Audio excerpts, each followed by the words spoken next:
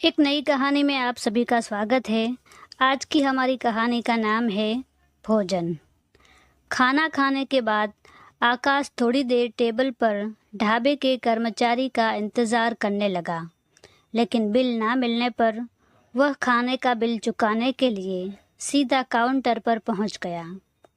Counter पर मौजूद रवि प्रसाद जी ने आकाश को गौर से देखा और कहा, लगता है आप यहाँ नए हैं। आकाश ने कहा, जी मैं आज ही इस राइस मिल में मैनेजर के पद पर ज्वाइन हुआ हूँ। रवि प्रसाद जी बोले, तो बताइए आपको हमारे ढाबे का खाना कैसा लगा?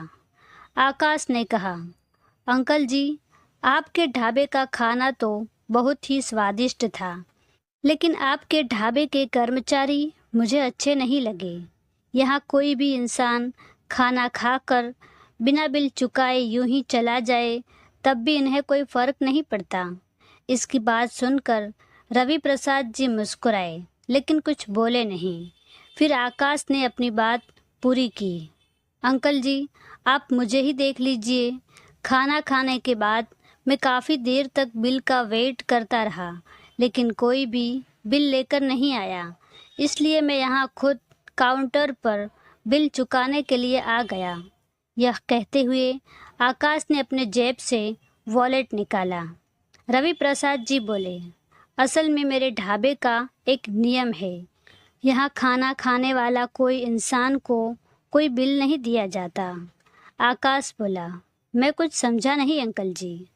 रवि प्रसाद जी बोले, यहाँ खाना खाने वाला हर इंसान ग्राहक खुद आकर काउंटर पर खाने का स्वाद बताकर अपना बिल चुकाता है। आकाश बोला, लेकिन अंकल जी, पता कैसे लगेगा कि खाने का बिल कितना हुआ है? आपके यहाँ तो कोई मेनू कार्ड भी नहीं है। रवि प्रसाद जी बोले, बेटा मेनू कार्ड की कोई ज़रूरत नहीं है, क्योंकि यहाँ खाना खाने भूखे लोग ही आते हैं। भूखे आदमी के लिए खाना मायने रखता है, मेनू कार्ड नहीं। आकाश बोला, अंकल जी, मेरे भोजन का बिल कितना हुआ यह तो बता दीजिए। रवि प्रसाद जी बोले, 10 रुपये। आकाश आश्चर्य से बोला, 10 रुपये? आकाश को विश्वास नहीं हो रहा था कि आखिर इतना स्वादिष्ट खाना सिर्फ 10 रुपये में ग्राहकों को कैसे खिला सकते हैं।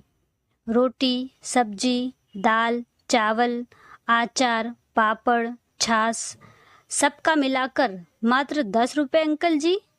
रवि प्रसाद जी बोले, बेटा यहाँ भरपेट भोजन का बिल मात्र 10 रुपये है। आकाश बोला, अंकल जी एक बात पूछूं? अंकल जी बोले, हाँ बेटा पूछो।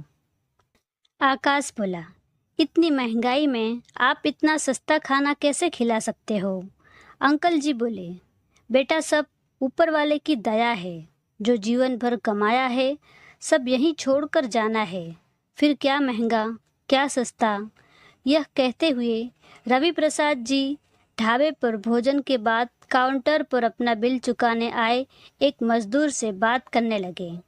आकाश मन ही मन सोचने लगा और उस मजदूर के वहां जाते ही आकाश ने रवि प्रसाद जी से और एक सवाल पूछा, अंकल जी, इतना सस्ता भोजन खिलाने के पीछे कुछ तो वजह रही होगी। हाँ बेटा, वजह तो है। आकाश बोला, तो मुझे बताइए ना अंकल जी। आकाश जिद कर बैठा तो रवि प्रसाद जी ने उसे राइस मिल के सामने खड़े ट्रक के धूप में चावल की बोरियां लाते मजदूरों की ओर इशारा किया और बोले, बेटा यह मजदूर इतनी भारी अनाज की बोरी अपनी पीठ पर उठा लेते हैं, लेकिन उनकी एक दिन की कमाई इतनी नहीं होती कि वह बोरी भर अनाज खरीद सके और अपने घर ले जा सके। दिन भर मजदूरों के बीच रहने वाला आकाश रवि प्रसाद जी की इस बात से सहमत हुआ। रवि प्रसाद जी उसे आगे बताने लगे, बेटा मजदूर अपने परिवार का पेट भरने की कोशिश में अक्सर खुद भूखा रह जाता है। आकाश बोला, आप सही कह रहे हो अंकल जी।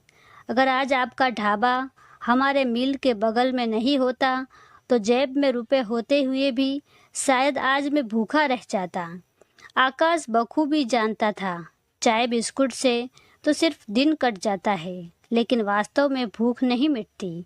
उसकी बातें सुनकर रवि प्रसाद जी मुस्कुराए और बोले, मेरे पिताजी मुझे हमेशा कहते थे कि जो लोग अपने दिन भर की कमाई से कई बोरी अनाज खरीद सकते हैं, उन्हें आगे बढ़कर किसी गरीब की मदद ज़रूर करनी चाहिए। आकाश बोला, मैं आपके पिता की बात से सहमत हूँ। अगर आप बुरा ना मानो तो क्या मैं आपसे एक सवाल पूछूं? उन्होंने कहा, हाँ बेटा, ज़रूर पूछो। इतना सस्ता ढाबा चलाने में आपको मुनाफा क्या होता होगा? रवि प्रसाद जी चारपाई पर बैठे भोजन कर रहे मजदूरों की ओर देखते हुए बोले, भोजन कर रहे इन मजदूरों के खिले चेहरे ही मेरा मुनाफा है। इनकी बात सुनकर आकाश पल भर के लिए निशब्द हो गया, लेकिन आज अचानक गरीब के फरिश्ते से मिलकर वह भी पहली बार खुद को तृप्त महसूस कर रहा था। अंकल जी, ज़्यादा तो नहीं, लेकिन अपनी कमाई से एक बोरी अनाज खरीदकर किसी ज़रूरतमंद को दान करने में मैं भी कहीं ना कहीं ज़रूर सक्षम हूँ। लेकिन एक बोरी अनाज किसी एक ज़रूरतमंद को देने से तो अच्छा है कि यह खाना मैं आपकी रसोई के माध्यम से कई ज़रूरतमंद लोगों के पेट में पहुँचाऊँ। यह कहते हुए आकाश ने अपने वॉलेट से 2000 रुपये निकालकर टेबल काउंटर पर रख दिए।